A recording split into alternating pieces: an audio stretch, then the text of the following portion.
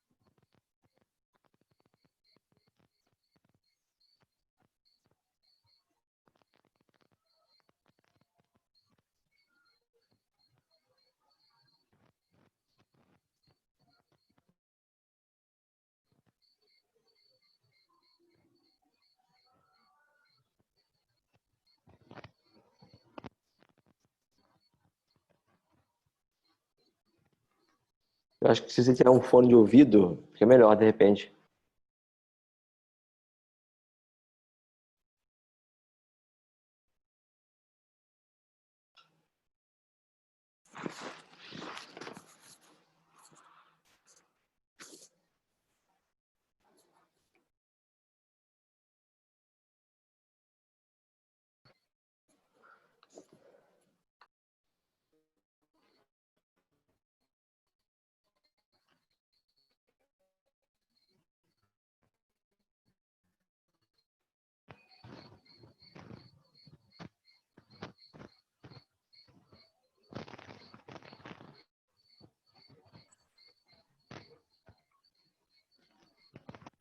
Paulo, você está precisando de alguma ajuda? Tem alguma coisa aí que está acontecendo? Eu estou verificando aqui, só um momento. Eu acho que a minha conexão está um pouco estável.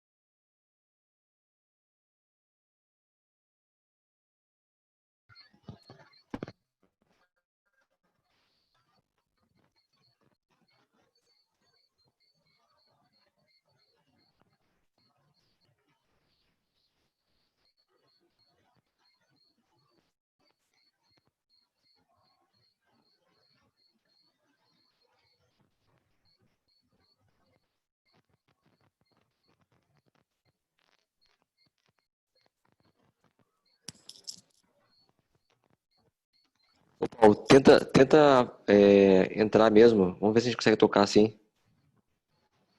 Até agora, conseguiram aí? Tá, Tá agora tá melhor? ótimo. O som tá ótimo agora. O som tá bom, né? Tá. Pronto. Vou aqui reabrir.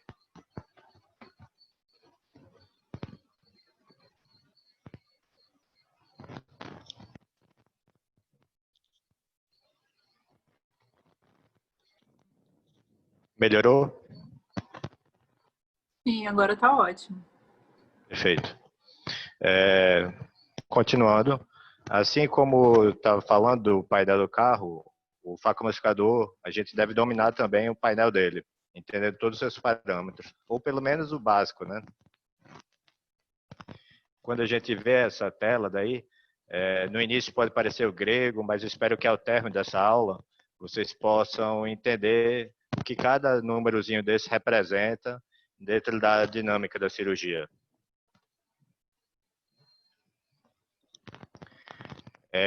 Tenho dois grandes exemplos aí de aparelhos de facomuscação. Um deles fez parte da minha residência, esse azul, que é o Regis, né?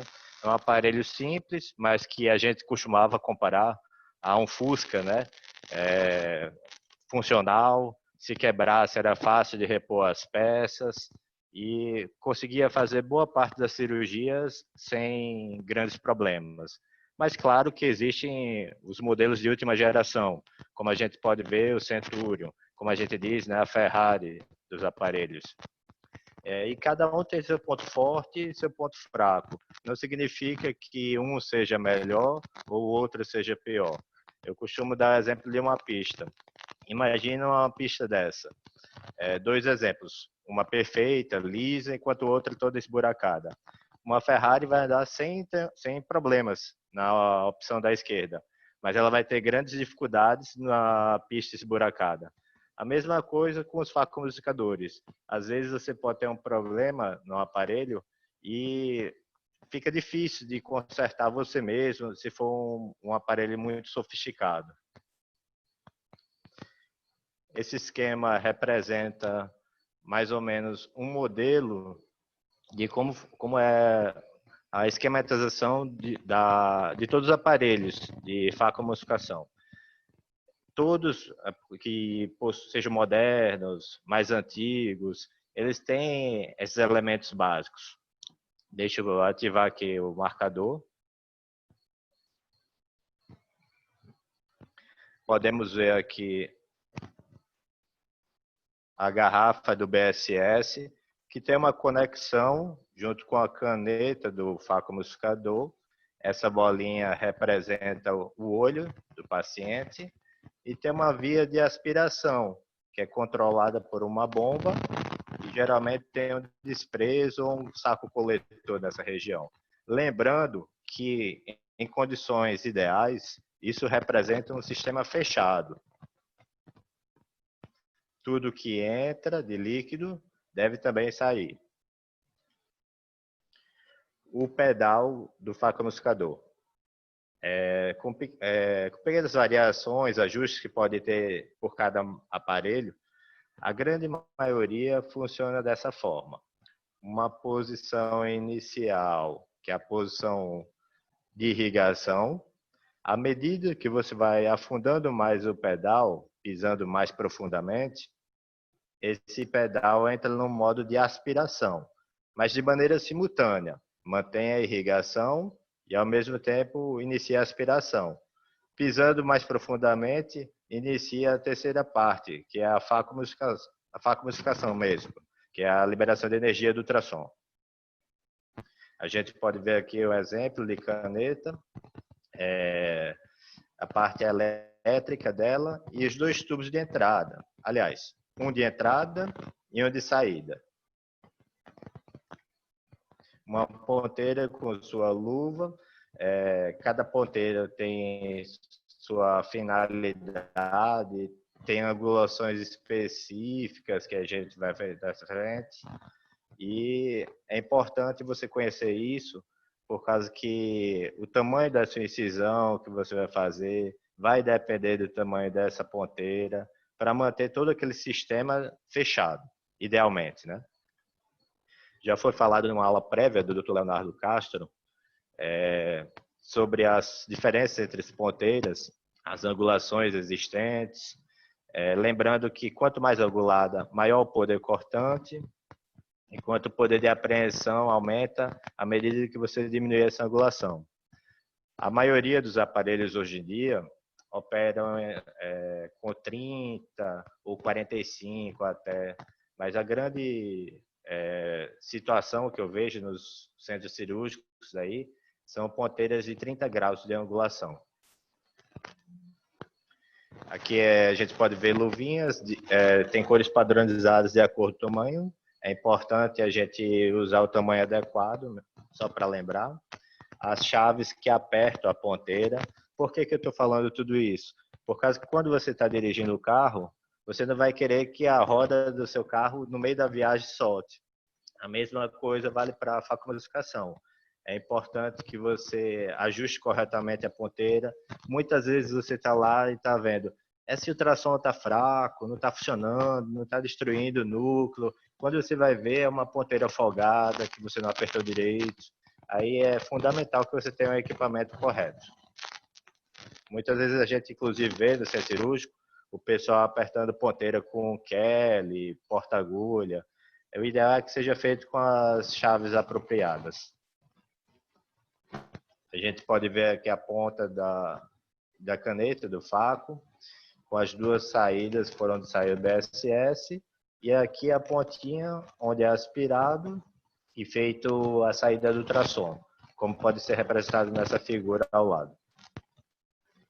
Uma câmara de teste que é sempre importante no começo de toda a cirurgia, a gente testar se está devidamente calibrado, funcionando o aparelho. É importante ver isso, por causa que você vê no painel um valor de ultrassom 50 de poder, 50%. Será que esse 50 é 50 mesmo? Ou esse aparelho está descalibrado, está emitindo menos ultrassom ou mais ultrassom? A maioria dos aparelhos hoje em dia fazem autotestes no começo através dessas câmeras artificiais. E agora vamos falar de fato sobre a parte de fluídica, facodinâmica, que é a parte mais interessante talvez dessa aula. Essa daí é uma lei de Pozeulio que fala sobre a dinâmica dos fluidos e é o que rege basicamente a facomodificação. Quando a gente vê essa fórmula daí, parece uma coisa super complicada e eu acho assim que é um pouco impactante no começo, mas a gente pode simplificar essa fórmula daí. E a gente pode botar de maneira simples a vazão do fluido, representado por F, é diretamente proporcional ao gradiente de pressão e o raio do tubo. As outras coisas da fórmula são elementos que são relativamente constantes e podem ser desprezados. Mas por que isso daí? Tudo isso é para falar da equalização do que entra no olho, o líquido, o inflow, e do que sai, o outflow. Além do equilíbrio da pressão intraocular, que é diretamente relacionada à altura da garrafa e à perda líquida que acontece durante a cirurgia.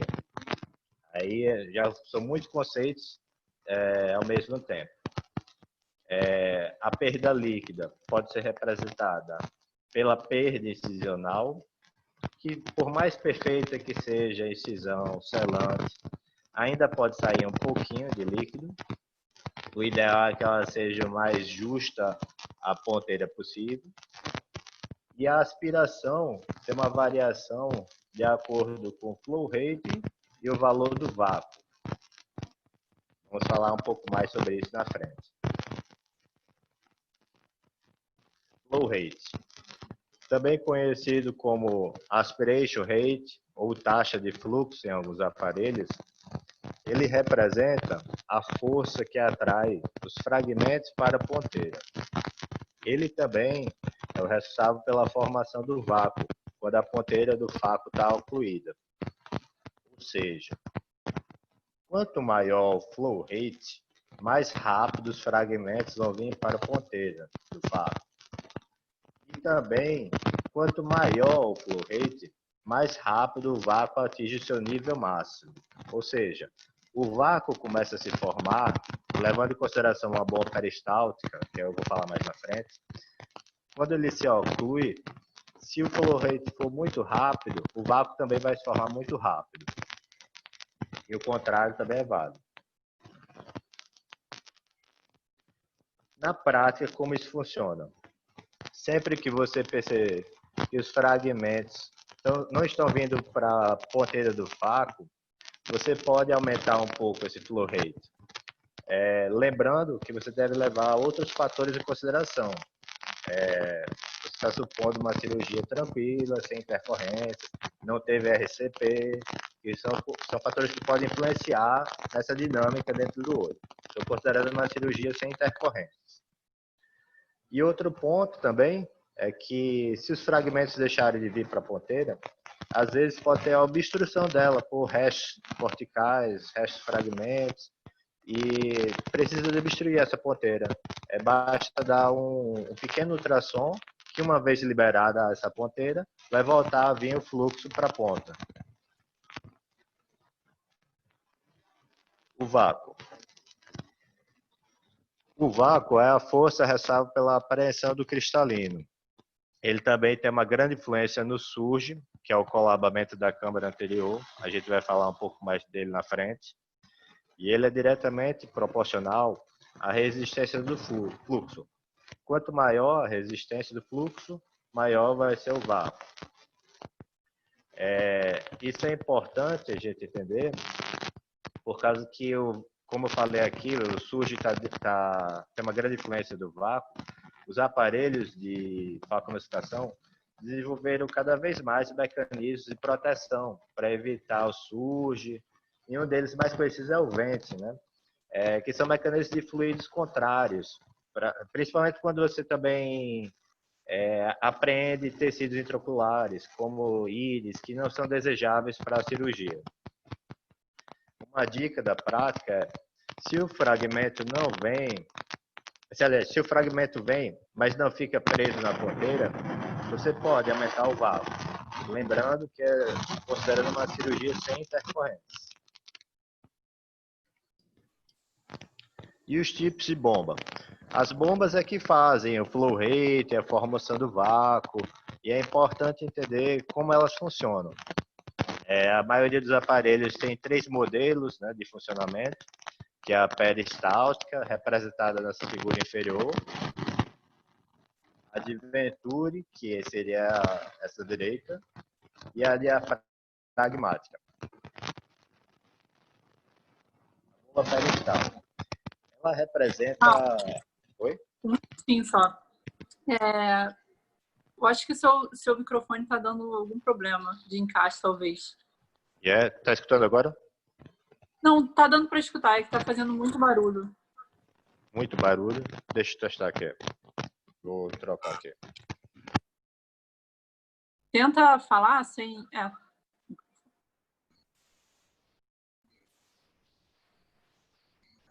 Tá me escutando agora? Sim, tá dando. Melhorou? Sim, bem melhor. Ótimo. A bomba peristáltica. A bomba peristáltica representa o principal modelo da maioria dos aparelhos. Ela funciona através da compressão da via de aspiração. Esse disquinho daqui, na maioria dos aparelhos, ele gira e, ao mesmo tempo que ele gira, ele comprime a via de aspiração, gerando o fluxo do líquido, né, do BSS. É como se fosse um mecanismo de ordenha. Os valores da flow rate, né, da taxa de fluxo e do vácuo nesse modelo de bomba podem ser modificados de maneiras dissociadas. Ou seja, você pode ajustar um valor para a flow rate e pode ajustar um valor para o vácuo diferente. Essa é uma grande vantagem desse tipo de bomba. Uma característica dessa bomba é o pico de vácuo, que é mais lento. Ou seja, ela é mais recomendada para os cirurgiões iniciantes ou para aquele cirurgião que gosta de operar de uma maneira mais lenta. Ela tende a ser mais segura por causa que ela gera um controle maior do cirurgião. A gente pode ver aqui como é que funciona a dinâmica da ponteira da bomba. Quando a ponteira não está ocluída, ou seja, quando ela está aberta, o vácuo, obviamente, vai ser baixo e o fluxo alto. Mas a partir do momento que a ponteira é ocluída, o vácuo começa a ficar alto e o fluxo diminui, né? Só que a subida desse vácuo é progressiva, é mais lenta. Diferentemente da bomba de Venturi, onde o vácuo é formado praticamente de maneira imediata, né? À medida que você faz a aspiração. Tanto é que os valores do flow rate e do vácuo não são dissociados nesse modelo de bomba. Vocês podem ver como é que funciona aqui. Isso representa a via de aspiração e tem um tubo de conexão aqui que gera um fluxo de vento. Normalmente isso é um ar comprimido ou nitrogênio que, uma vez passando por esse tubo, gera automaticamente um vácuo que gera a aspiração da via. Por isso que não dá para dissociar o flow rate e o vácuo. Ao mesmo tempo que se torna muito rápida essa formação, faz com que a cirurgia seja mais eficaz. Em contrapartida, quem não é acostumado a um fluxo tão rápido, uma formação do vácuo tão rápido, pode se tornar uma cirurgia mais perigosa também. Vai muito do estilo do cirurgião. Normalmente, essa bomba de Venturi é muito utilizada nos aparelhos de vitrectomia, não é nem tanto nos aparelhos de facoemulsificação. Mas, basicamente, esses dois modelos são os principais. E o que é o SUGE? O SUGE é o colabamento da câmara anterior e representa a desobstrução súbita da ponteira quando existe um vácuo alto.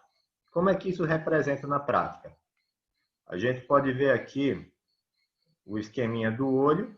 Uma vez apreendido o fragmento na ponteira, forma-se um vácuo. E na hora que acontece essa desobstrução, que os fragmentos são aspirados de maneira súbita, o vácuo desce rapidamente e pode ocorrer o colabamento da câmara anterior. Isso não é um efeito desejado para a gente. Tanto é que os aparelhos hoje cada vez mais desenvolvem mecanismos de defesa para evitar que o SUGE aconteça. Mas mesmo que os aparelhos não possuam esses recursos, a gente, através da manipulação dos parâmetros do facoemulsificador, pode programar elementos que são essas as dicas. O que vai aumentar o SUGE? Quanto maior o vácuo, maior vai ser o SUGE. O principal elemento sempre vai ser o vácuo para o SUGE. O calibre incisional também influencia. Se você tiver uma incisão grande, que fica vazando líquido por ela, vai colabar essa câmara. O flow rate também influencia, assim como a potência do ultrassom. Ou seja, quanto maiores esses elementos, maiores vão ser o SUGE. E como você pode também diminuir o SUGE? Se você aumentar a resistência ao fluxo, ou na prática, aumentar a altura da garrafa. Também diminui o SUGE, aumentando a segurança da cirurgia. Agora, o ultrassom. Sobre a caneta de ultrassom. A maioria das canetas hoje são formadas por cristais piezoelétricos que convertem energia elétrica em energia ultrassônica. A maioria possui uma frequência fixa, de 30 a 60 kHz, e tem um poder variável, que a gente pode ajustar isso no aparelho. E o poder é representado em porcentagem. O que seria isso? Imagina o tamanho dessa ponteira. O percentual dessa ponteira, do tamanho dela, que faz a incursão para frente ou para trás, é que representa o poder do ultrassom. Se toda a caneta, todo o comprimento dela, da ponteira, sai e volta, isso representa um poder de 100%. Se apenas metade dela que faz essa incursão, representa 50% de poder. Isso é muito confundido, e é questão de prova do CBO, inclusive, com a frequência da caneta. Eles costumam fazer muitas pegadinhas com relação a esses conceitos. Existem basicamente dois tipos de ultrassom. O ultrassom longitudinal, que é basicamente antero-posterior, e o ultrassom torsional, que são alguns aparelhos que apresentam esse tipo de ultrassom, que foi desenvolvido posteriormente, melhorando um pouco a performance. Ele gira um pouco sobre o próprio eixo, né? Não é mais tanto antero-posterior. Como é que o ultrassom funciona na facoemulsificação? São 3 mecanismos.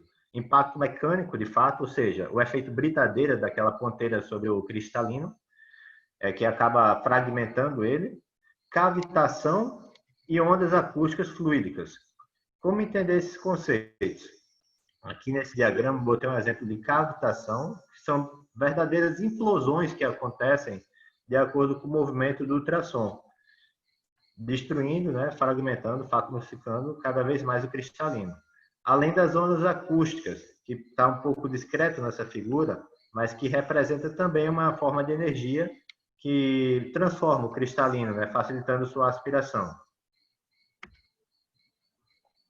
E o ultrassom é um elemento que a gente tem que entender bastante, por causa que ele é um dos principais causadores de danos, né, durante a cirurgia, principalmente no começo da curva do cirurgião.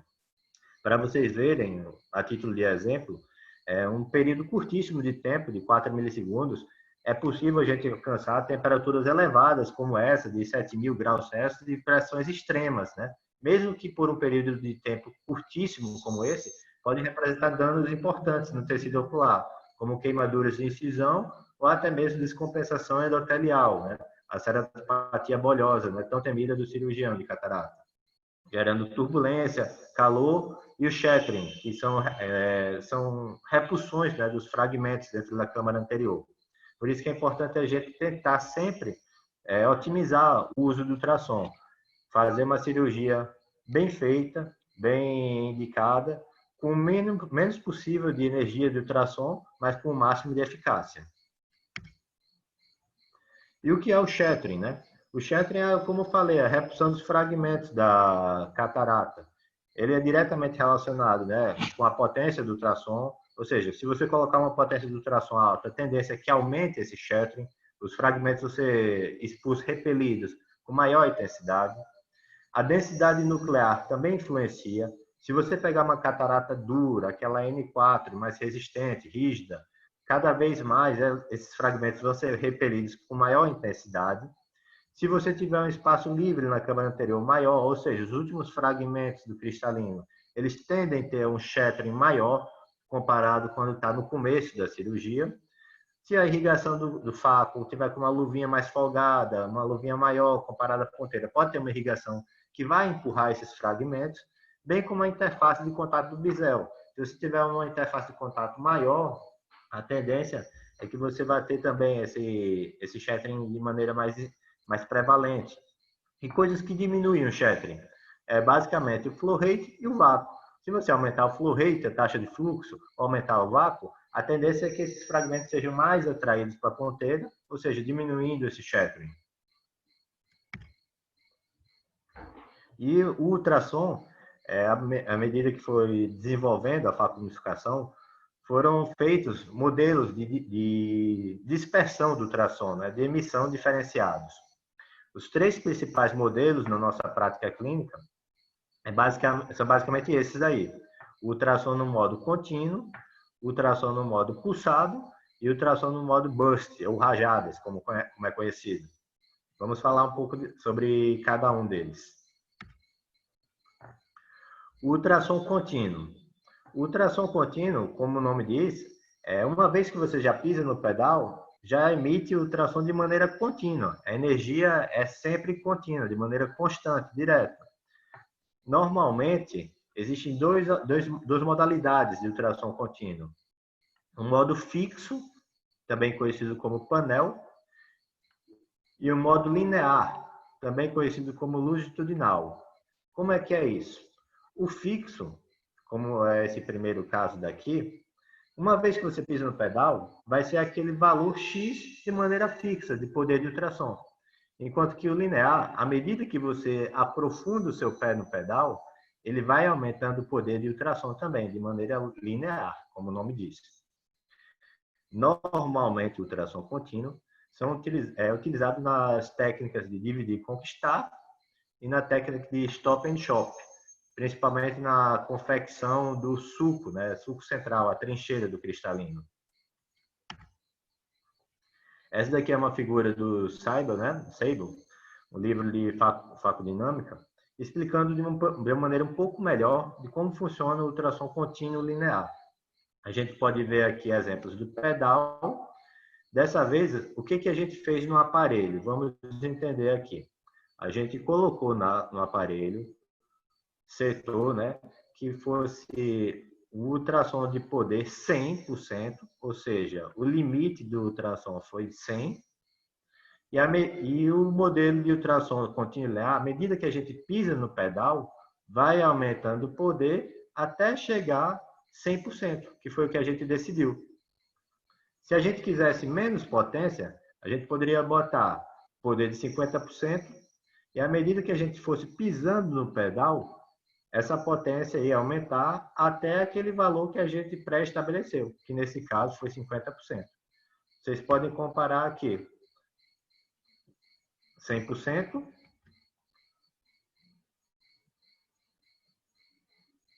e 50%, à medida que a gente vai pisando no pedal. Já no modo do tração contínuo fixo, independente do quanto você pise no pedal, sempre vai ser aquele valor pré-estabelecido por você. A gente vê nesse exemplo 50% de poder do tração, independente do pedal, de onde ele se encontra, né, na fase 3, vai ser sempre esse valor de 50%. A grande maioria dos cirurgiões que eu vejo preferem o tração contínuo linear, né, quando utilizam aquelas técnicas de dividir e conquistar, né, e stop and shop. O grande problema do tração contínuo é que gasta-se muito tração. Você está sempre mandando energia lá. Aí, com o tempo, se desenvolveu o tração pulsado, objetivando diminuir esse valor energético gasto.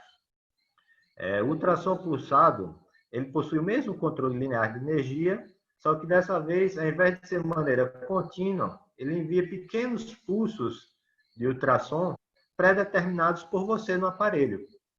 A maioria dos aparelhos possui uma variação de 1 a 40 pulsos por segundo.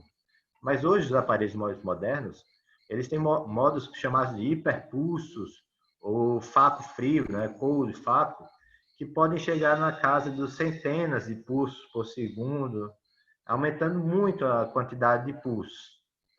E tem uma vantagem também no ultrassom pulsado, que você pode controlar o dirty cycle, que é o tempo de ultrassom que fica ligado a cada ciclo de ação. Já vou explicar isso por causa que é melhor vendo num gráfico do que escrito como está aqui.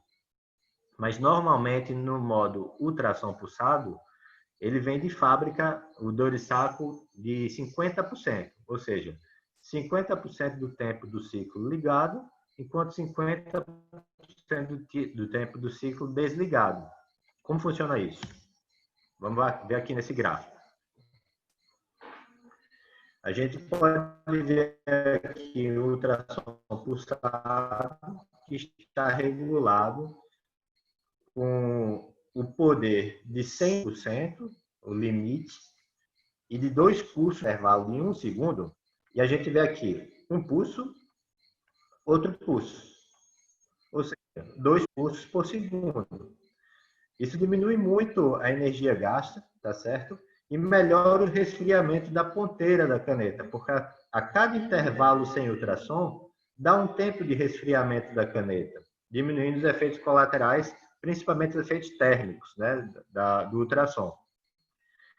E como eu falei para vocês, normalmente o ultrassom pulsado vem com dirty cycle de 50%, ou seja, 50% do ciclo ultrassom ligado e 50% do ciclo ultrassom desligado.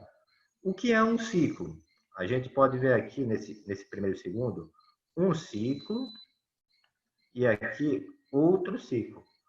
Ou seja, 50% do tempo ligado, que está em verde, e em branco, 50% do tempo desligado.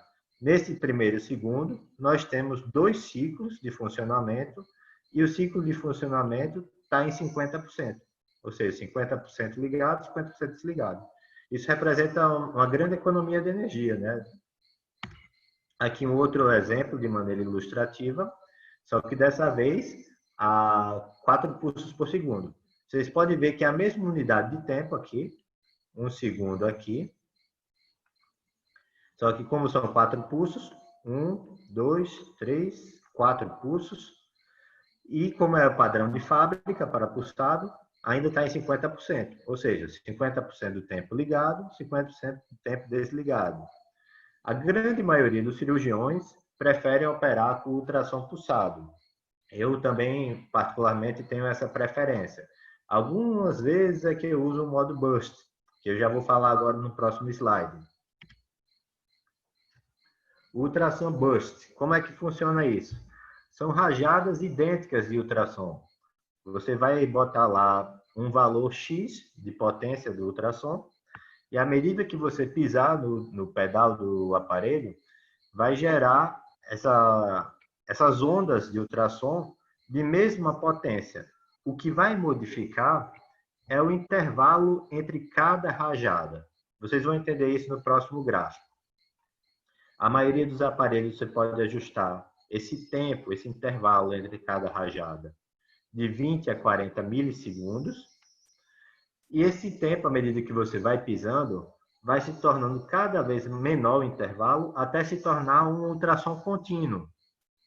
Existem alguns aparelhos, uma opção que você programa lá, para ele nunca virar contínuo, ou seja, para ele sempre ter um intervalo mínimo entre cada rajada.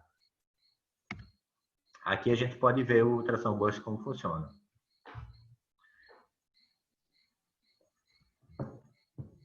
Podem ver que foi a mesma unidade de tempo utilizada comparada aos exemplos anteriores. No primeiro e segundo aqui, a gente vê uma rajadinha. Pode perceber que aqui a potência foi 50%. Todas as rajadas de ultrassom têm a mesma intensidade, o mesmo poder. E à medida que a gente vai pisando mais no pedal, esse intervalo entre as rajadas vão ficando menores até se tornar um ultrassom contínuo. Eu falei que existem aparelhos que nunca se tornam contínuos, que você pode programar previamente um intervalo sempre, por menor que seja, mas que nunca vire contínuo. Isso também é vantagem para quem não quer transformar o seu modo burst, né, em um modo contínuo. Quem não operou no modo burst, no começo tem uma certa dificuldade para entender a dinâmica. O cirurgião sente como se fossem pequenas explosões pelo poder fixo do ultrassom, né? Diferentemente do linear, né? Do pulsado linear que a gente vê, que a gente tem um controle maior nesse sentido.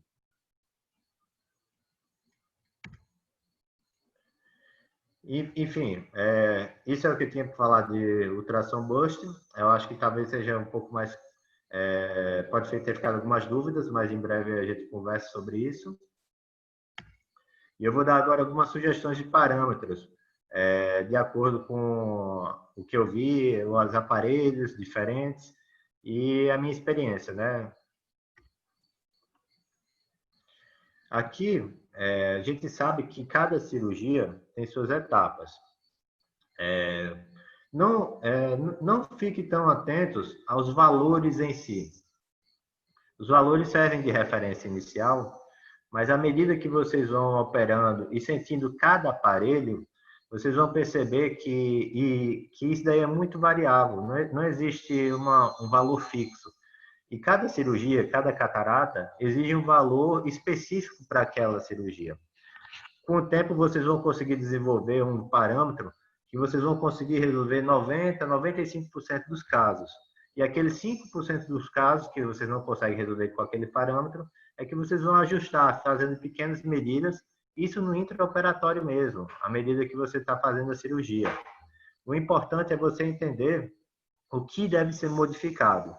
Você entender o que é o flow rate, por que eu tenho que mexer no flow rate, por que eu tenho que aumentar o vácuo, por que eu tenho que aumentar o poder, por que eu tenho que aumentar ou diminuir a altura da garrafa.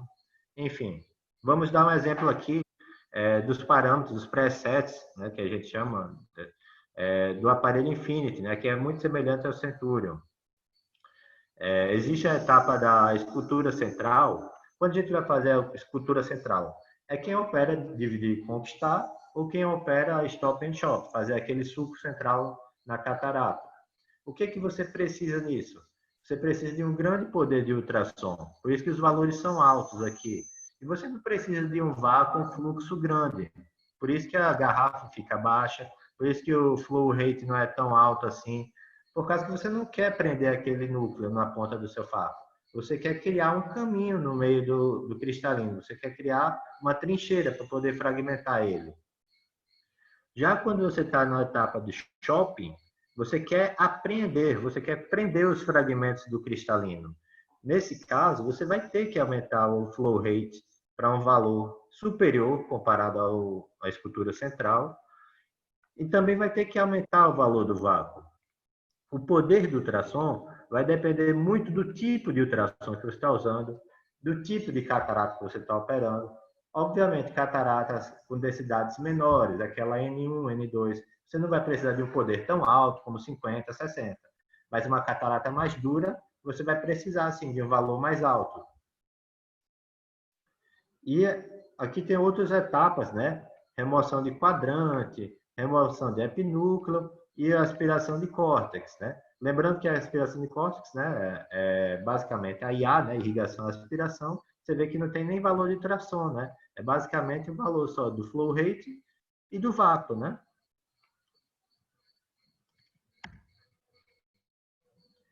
Eu peguei esses parâmetros aqui de exemplo de maneira genérica. Aqui esse slide representa uma sugestão do fabricante, mas esses parâmetros aqui eu acho que são mais próximos da sua realidade, quando a gente está operando. Dividir e conquistar. Na maioria dos serviços de residência, consiste na primeira etapa de aprendizado, né, de técnica cirúrgica para catarata, e basicamente você tem que caprichar na formação do sulco, né? Você tem que botar o ultrassom num poder maior, geralmente é o contínuo.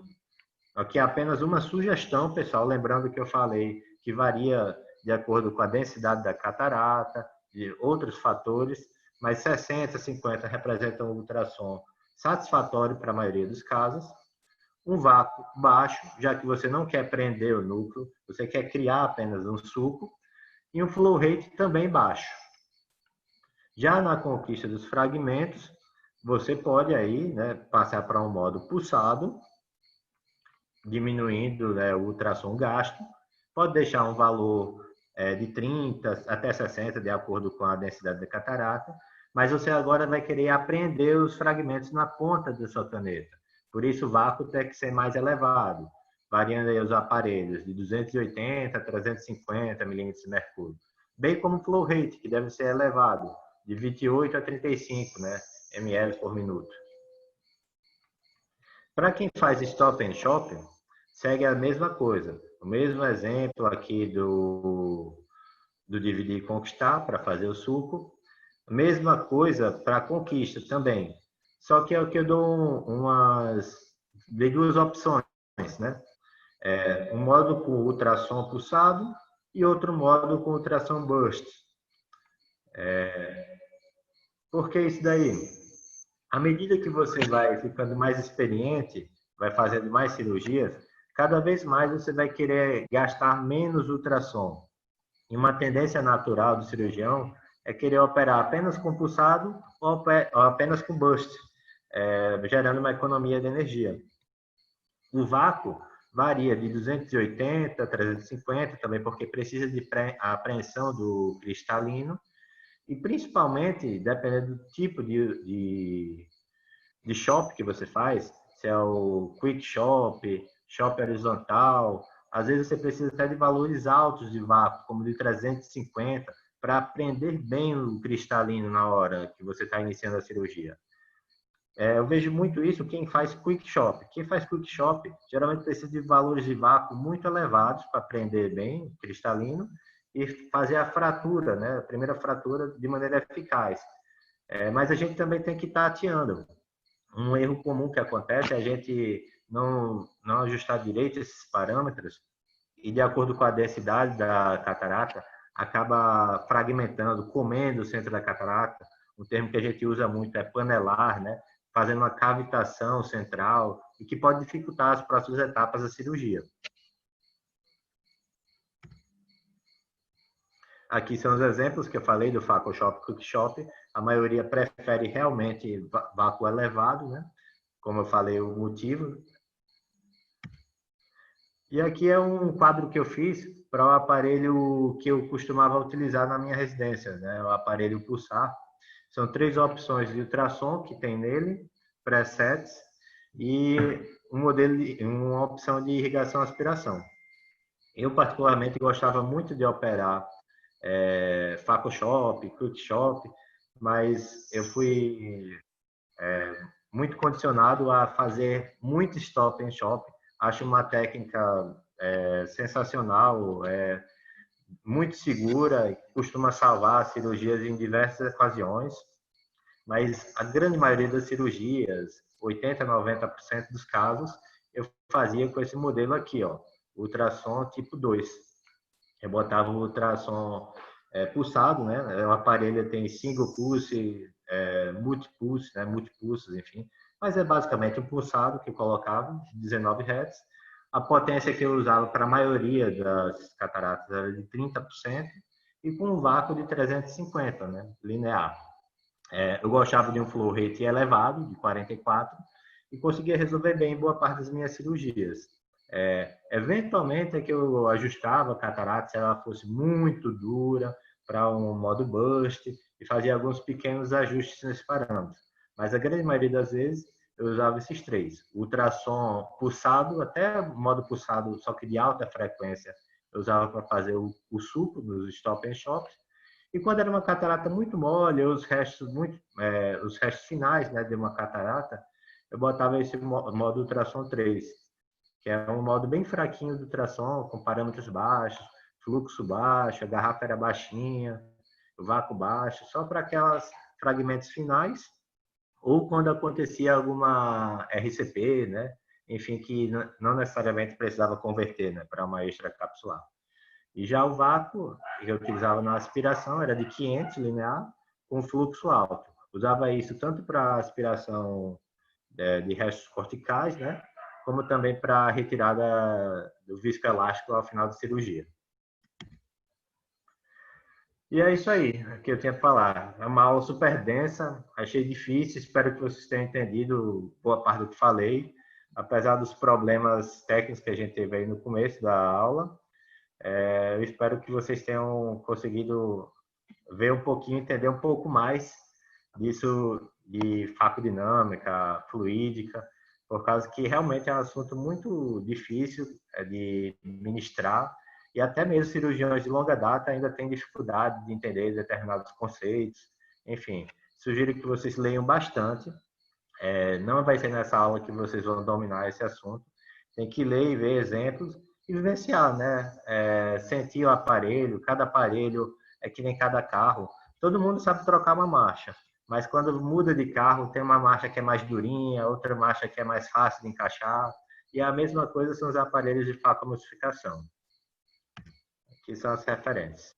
É isso aí. Alguém tem alguma dúvida? Quer perguntar alguma coisa?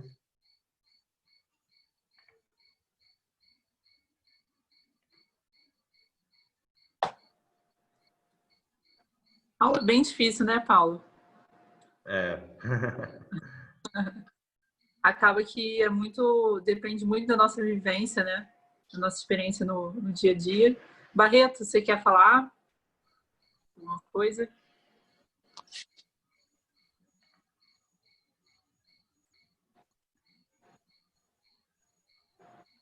Não sei se ele está aqui.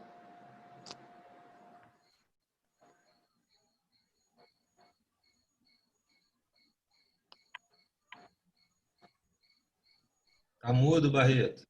Tá Acho que o mudo. Barreto saiu, eu acho. Deve ter Não, eu caído. tô aqui. Ah, Tá no mudo. Tava no mudo. Não, eu queria agradecer ao Paulo, dizer que ela foi muito boa e que a gente tem que consolidar algumas coisas que é importante para o residente que está aprendendo. Primeiro, que não existe uma receita. Você vai aprender e vai modificar os parâmetros de acordo com com a sua catarata daquele dia ou com o seu estilo de cirurgia. Segundo, que o vácuo, por exemplo, ele não serve para atrair o fragmento, ele serve para aprender o fragmento. Então, é muito importante ter isso na cabeça.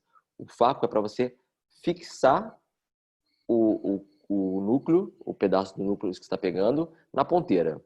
O que atrai o fragmento é o flow rate, ou aspiração. Eu chamo geralmente de aspiração.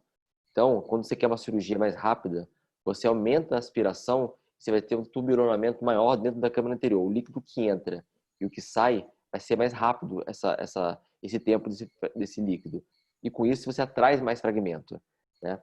Lembrar que o ultrassom, a tendência do ultrassom, quanto mais frequência você bota nele e maior a potência que você bota nele, a tendência é você repelir, a ponteira repele o fragmento, ela não atrai. Então, quando você está tendo surge, algumas coisas, ou você está tendo shattering do fragmento, ele está repelindo porque, às vezes, ou a frequência está muito alta, ou você não está tendo uma aspiração muito efetiva. Então, assim, o que tem que ser consolidado são esses conceitos. Flow rate é igual a aspiração. Ele traz para você o fragmento. Vácuo. Vácuo é igual a apreensão. Ele segura o pedaço. Então, se você tem esses dois conceitos bem presos na cabeça, você vai conseguir, durante a cirurgia, se desenvolver melhor nessa dinâmica da cirurgia. Não adianta a gente tentar pegar o parâmetro do colega ou do staff seu, sentar ali dentro e querer operar que nem ele opera. A gente tem que desenvolver os nossos parâmetros. Às vezes a catarata é mais dura, tem que aumentar um pouquinho mais o vácuo para aprender um pouquinho melhor, ou você tem que aumentar a frequência do ultrassom, do pulsado, para que você tenha uma efetividade maior da emulsificação desse fragmento, porque senão às vezes você usando o mesmo parâmetro sempre, parando tudo naquilo ali, você tem às vezes uma cirurgia que pode ser muito rápida, ou às vezes ela pode ser muito lenta, muito difícil para você, porque os fragmentos não estão sendo atraídos nem comidos efetivamente. Mas, Paulo, parabéns. Eu sei que o tema é bem difícil. É difícil você explicar facodinâmica. É difícil você explicar esses conceitos de pulso, de burst. Mas lembrar também que o pulso é o toque contínuo. Só que ele pode aumentar de acordo com o que você faz. O burst não, ele é uma rajada. Você setou ali 40%, ele vai entrar em 40%. O que ele vai variar é a quantidade de rajadas por segundos que ele vai dar. Então é bem rápido. Ou o pulso ele vai aumentando mais. Então, assim, o que eu sugiro que todo mundo que esteja assistindo essa aula faça, acabou o bloco cirúrgico do dia, senta no aparelho, bota numa cubinha de BCS, acuponteira, e vai setando, vai escutando o barulho, abaixando. Isso aí faz com que você tenha uma primeira experiência.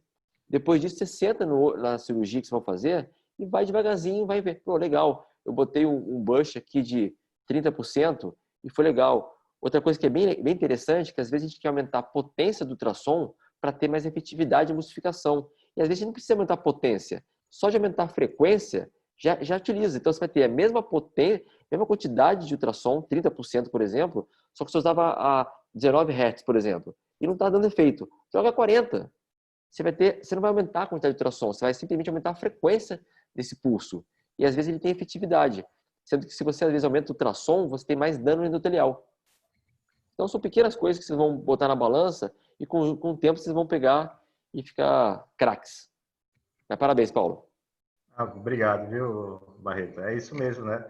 É uma das principais causas, né, das indicações, inclusive, de transplante de córnea, né? Sim. Essa eratopatia bolhosa, né? É justamente pela técnica em si, né? E mau ajuste dos parâmetros, né? É comum a gente vivenciar isso. Às vezes você vê um residente e fala assim, o fragmento não está vindo, não estou conseguindo comer, aumenta o ultrassom. Não é isso que tem que fazer, né? Às vezes a atração não está acontecendo por vários efeitos. Às vezes até uma ruptura de cápsula. Rompeu a cápsula, ele não percebeu e não está vindo o fragmento. Mas exatamente. São coisas que a gente tem que observar e otimizar a nossa cirurgia, só que essa otimização é pessoal, é personalizada. Ela não infelizmente, né? Seria ótimo você falasse, uma cruz, são esses parâmetros perfeitos. Você bota ali dentro e opera. 2, ótimo, esse aqui. Mas infelizmente não é. E é óbvio que tem aparelhos que vão dar pra gente um conforto melhor. Por exemplo, você citou o Infinity. O Infinity tem lá catarata grau 1, 2, 3 e 4. Então você consegue rapidamente modificar os parâmetros de catarata que você está usando e os parâmetros que você está usando sem precisar fazer como se fosse no Regis, por exemplo. Você tem que tirar a careta do olho, sair, mexer nos parâmetros, apertar o botãozinho e voltar para o olho, né?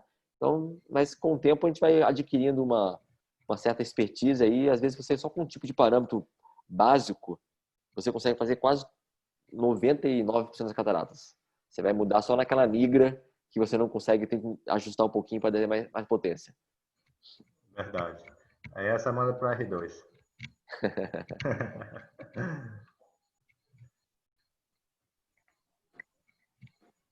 Então, gente, eu acho que é isso. Hoje a gente tem menos perguntas, acredito que pela dificuldade mesmo do assunto.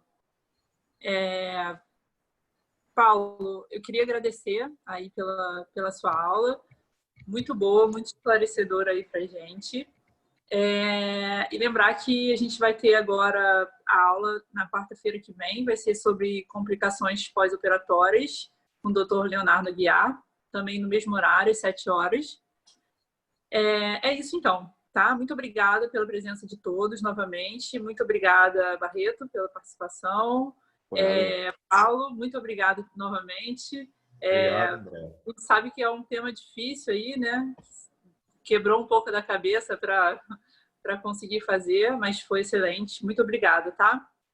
E boa noite a todos. E a gente se vê, então, na próxima semana. Muito obrigada, gente. Boa noite. Boa noite, Tchau, tchau. tchauzinho. Boa noite, obrigado.